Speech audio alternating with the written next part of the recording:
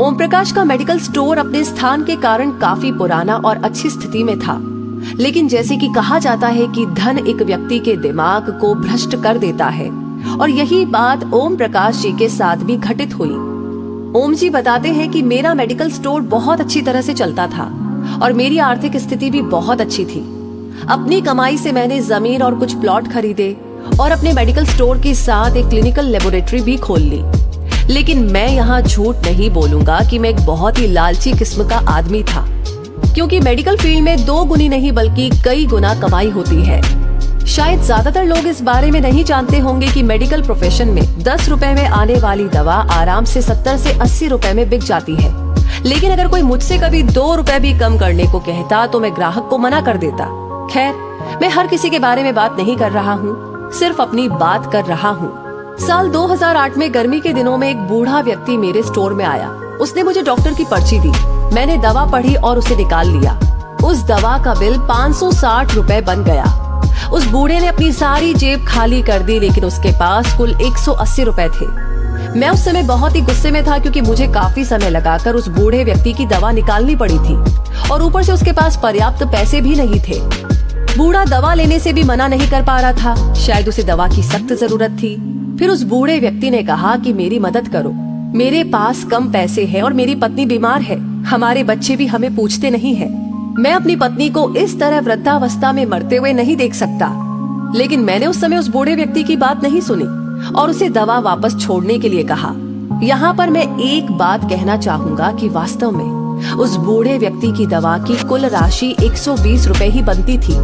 अगर मैंने उससे 150 रुपए भी लिए होते तो भी मुझे 30 रुपए का मुनाफा ही होता।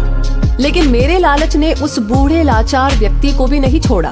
फिर मेरी दुकान पर खड़े एक दूसरे ग्राहक ने अपनी जेब से पैसे निकाले और उस बूढ़े आदमी के लिए दवा खरीदी, लेकिन इसका भी मुझ पर कोई असर नहीं हुआ। मैंने पैसे लिए और बूढ़े को दवाई दे दी। समय बीतता गया और साल 2009 आ गया। मेरे इकलौते बेटे को ब्रेन ट्यूमर हो गया। पहले तो हमें पता ही नहीं चला, लेकिन जब पता चला तो बेटा मृत्यु के कगार पर था। पैसा बहता रहा और लड़के की बीमारी खराब होती गई। प्लॉट बिक गया, जमीन बिक गई और आखिरकार मेडिकल स्टोर भी बिक गया। लेकिन मेरे बेटे की तबीयत बिल्कुल नहीं सुधरी। उसका ऑपरेशन भी हुआ और जब सब पैसा खत्म हो गया तो आखिरकार डॉक्टर्स ने मुझे अपने बेटे को घर ले जाने और उसकी सेवा करने के लिए कहा। उसके बाद 2012 में मेरे बेटे का निधन हो गया। मैं जीवन भर कमाने के बाद भी उसे बचा नहीं सका। 2015 में मुझे भी लकवा मार गया और मुझे चोट भी लग गई। आज जब मेरी दवा आती है तो उन दवाओं पर खर्च किया गया पैसा मुझे काटता है, क्योंकि मैं उन दवाओं की वास्तविक कीमतों को जानता हूँ। एक दिन मैं कुछ दवाई लेने के लिए मेडिकल स्टोर पर गया और 100 रुपए का इंजेक्शन मुझे 700 रुपए में दिया गया। लेकिन उस समय मेरी जेब में 500 रुपए ही थे और इंजेक्शन के बिना ही मुझे मेडिकल स्टोर से वापस आना पड़ा। उस समय मुझे उस बूढ़े व्यक्ति की बहुत याद आई और मैं घर चला गया।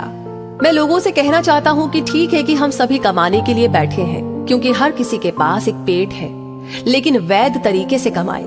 गरीब लाचारों को लूट कर कमाई करना अच्छी बात नहीं है, क्योंकि नरक और स्वर्ग केवल इस धरती पर ही है, कहीं और नहीं।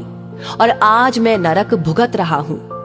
पैसा हमेशा मदद नहीं करता, हमेशा ईश्वर के भय से चलो, उसका नियम अटल है। क्योंकि कई बार एक छोटा सा लालच भी हमें बहुत बड़े